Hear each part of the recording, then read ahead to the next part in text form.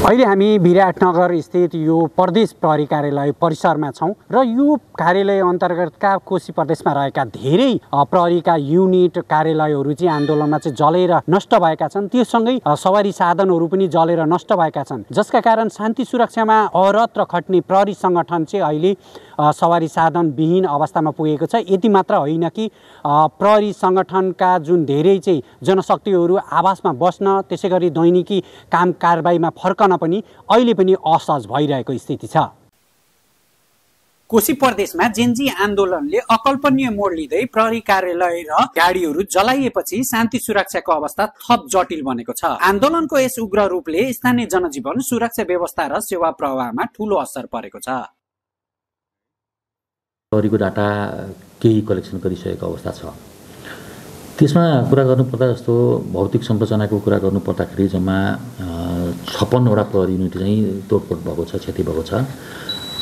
57वटा भन्दा पनि सकिन्छ, तर एउटा चाहिँ खासै त्यो क्षति नमानेर हामीले 56वटा युनिट चाहिँ क्षति भएको मानेको छौँ, जसमध्ये चाहिँ मुद्दा चल्ने इकाइ 34वटा क्षति भएको छन्।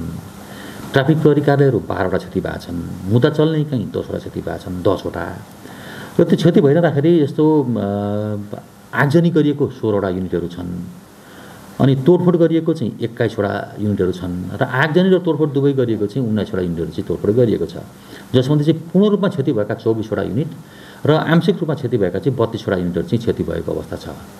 आन्दोलनकारीहरूले प्रहरी कार्यालय र कार्यालयभित्र रहेका सरकारी सवारी साधनमा आगजनी गरेपछि सम्पूर्ण संरचना खरानीमा परिणत भएको हो। महत्त्वपूर्ण कागजात र फाइल र सुरक्षा सम्बन्धी सामग्री जलेर नष्ट भएका छन्।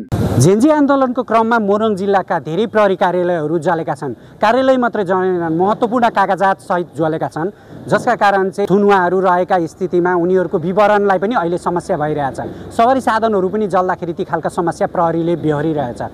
यद्यपि यो क्षति भइरहँदा पनि प्रहरी आफ्नो दैनिकीमा बिस्तारै क्रमिक रूपमा फर्कँदैछ र शान्ति सुरक्षा कायम गर्ने क्रममा प्रहरीको सक्रियता बढिरहेको छ।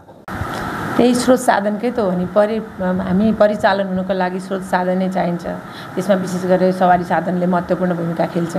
हामीले घटनालाई तुरुन्त रेस्पोन्स गर्नको लागि सवारी साधनले सहज गरेको जुन सहजता भएको छ, अब त्यसको अभावमा पक्कै पनि अब सेवा सञ्चालनमा त अलिअलि प्रभाव त परि नै हाल्छ, तर तथापि हामीले चाहिँ यस्ता समस्याका बावजुद पनि हाम्रो प्रहरीलाई चाहिँ एक्टिभली परिचालन गर्नको लागि कुनै कमी राखेका छैनौँ। जेन्जी आन्दोलनको क्रममा मोरङका धेरै जस्तो प्रहरी कार्यालयहरू जलेका छन्।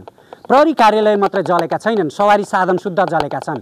नागरिकको शान्ति सुरक्षाका लागि अहरत्त खट्ने प्रहरीहरूलाई अहिले सुरक्षा जोखिम पनि बढेको छ।